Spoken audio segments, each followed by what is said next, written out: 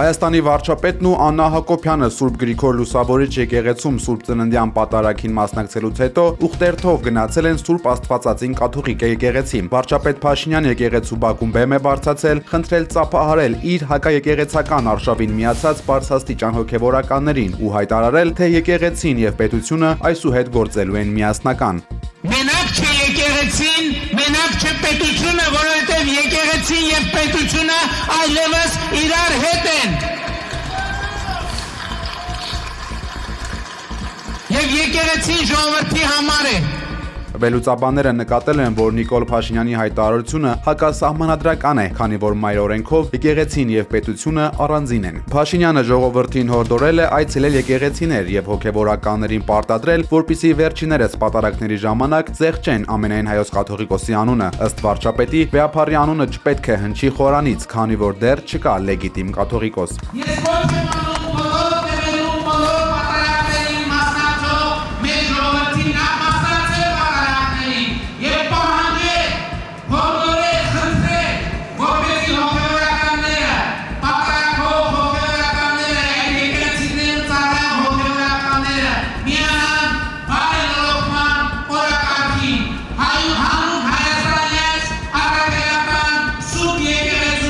Քաղաքական բնորոշում ստացած այս հավաքը զերծ չի մնացել բախումներից։ Եկեղեցու բակում միջադեպ է գրանցվել 44-օրյա պատերազմում զոհված Արայիկ Բաղդասարյանի մոր Գոհար Դավթյանի եւ վարչապետի կողմնակիցների միջև։ Տեսանյութում երևում է, թե ինչպես է Փաշինյանի աջակիցներից մեկը հրում եւ վիրավորում որդեկորույս մորը։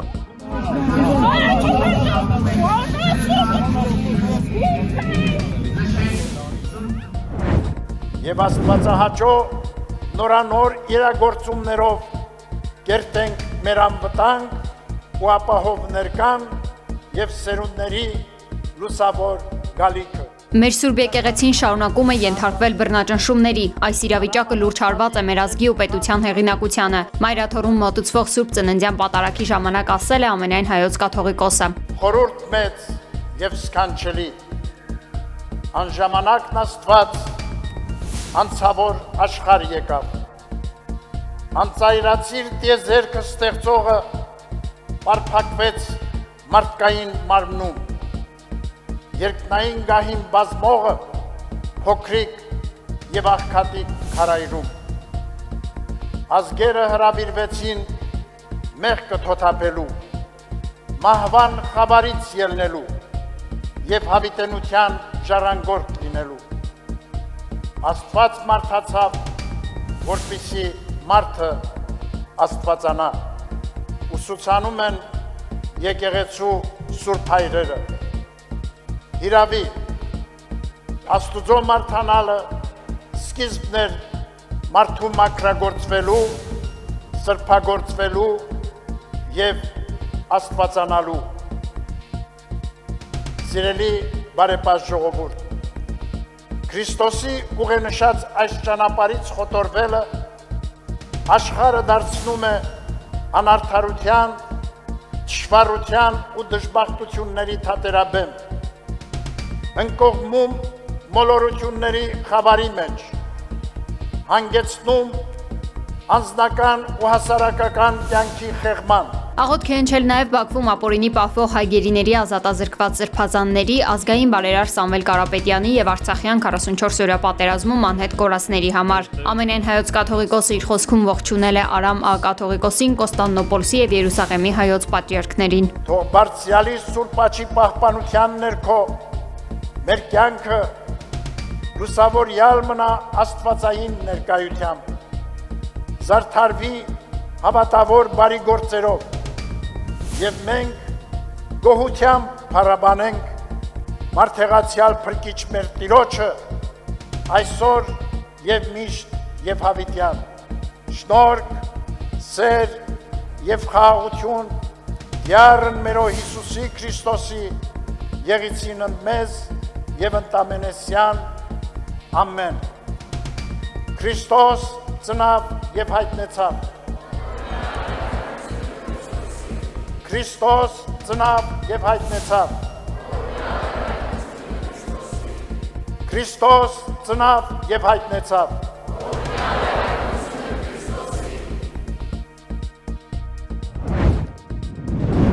Պարզվում է Հայաստանի հասարակությունը անշնորհակալ է եւ չի նկատում հեծի փայլուն առաջընթացը։ Հայաստանի էլեկտրական ցանցերի ժամանակավոր կառավարիչ Ռոմանոս Պետրոսյանն այսօր Սուրբ Աննա եկեղեցու բակում լրագրողների հետ զրույցում գոհ դեմքով հայտնել է, որ եթե անցյալ տարի ամանորի կեսգիշերին 32,000 բաժանորդ էր մնացել առանց հոսանքի, ապա այս տարի ընդամենը 9,200-ն են ամանորը նշել առանց հասարակ լույսի։ Ըստ Պետրոսյանի տրամաբանության, սա ահռելի առաջընթաց է, իսկ մնացած ամեն ինչը բողոքներն ու դժգոհությունները ուղղակի լրատվամիջոցների ֆետիշացման արդյունք են։ Այս տարի ամանորի նախորդին հոսանքազրկված է եղել 9,200 բաժանորդ։ Գրեթե 4 անգամ ավելի պակաս թվով։ Պարզապես քանի որ հեծի շուրջ մեր լրատվականների, այդ թվում նաև քաղաքական որոշ շրջանակների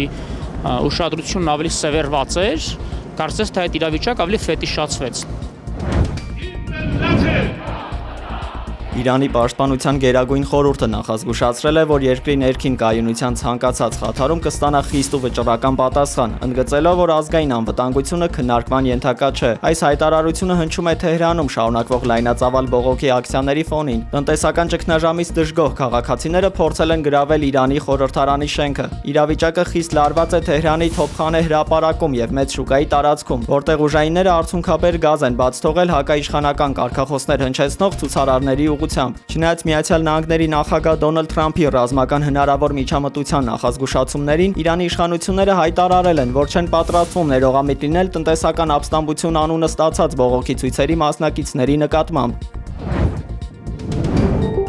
Փարիզում հանդիպել են Ուկրաինայի եւ Ֆրանսիայի նախագահները։ Ելիսեյան պալատում անցկացվող երկկողմ հանդիպումից հետո տեղի է ունենալու կամավորների կոալիցիայի գագաթնաժողովը։ Փարիզում են նաեւ ԱՄՆ նախագահի հատուկ բանագնացներ Սթիվ Ուիթքոֆը եւ Ջարեդ Քուշները։ Նրանք նույնպես մասնակցելու են բանակցություններին։ Բացի ամերիկյան կողմից գագաթնաժողովում ներկա կլինեն Մեծ Բրիտանիայի, Իտալիայի եւ Կանադայի վարչապետները, Գերմանիայի կանցլերը։ Կողմերը կքննարկեն առաջարկվող հրադադարի կետերը, հնարավոր խախտումների արձագանքի եւ Ուկրաինայում բազմազգ ուժերի տեղակայման հնարավորության վերաբերյալ ընդհանուր տեսլականը։ Լեհաստանի վարչապետ Դոնալդ Տուսկը հայտարարել է, որ Փարիզի հանդիպումը վճռորոշ չի լինի Ուկրաինայում հրադադարի վերաբերյալ հարցում։ Նրա խոսքով դեռ չեն լինի պարտավորություններ, որոնք կպահանջեն ինչ-որ լոգիստիկ կամ ֆինանսական լուծումներ, բայց սա կդառնա եվրոպա-ամերիկյան լիարժեք համագործակցության կամքի հաստատում պատերազմից հետո Ուկրաինայի անվտանգության ապահովման,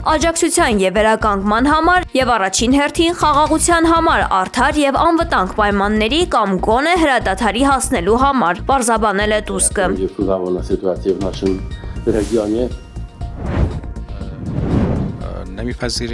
Իրանի արտգործնախարար Աբբաս Արաղչին խիստ քննադատել է ԱՄՆ նախագահ Դոնալդ Թրամփի արտաքին քաղաքականությունը, նշելով, որ Վաշինգտոնը դիվանագիտությունը փոխարինում է ուժով։ Արաղչին հայտարարել է, որ Թրամփի խաղաղություն ուժի միջոցով կարգախոսը փաստորեն հռչակում է ուժեղի իրավունք։ Սա նշանակում է, որ ով ավելի մեծ ուժ ունի, կարող է անել այն, ինչ ուզում է, շեշտել է նախարարը։ Սրան զուգահեռ Իրանի խորհրդարանական նիստում առանձին ուշադրություն է հատկացվել Վենեսուելայում գտնվող իրանցիների անվտանգությանը ճգնաժամային իրավիճակի պայմաններում։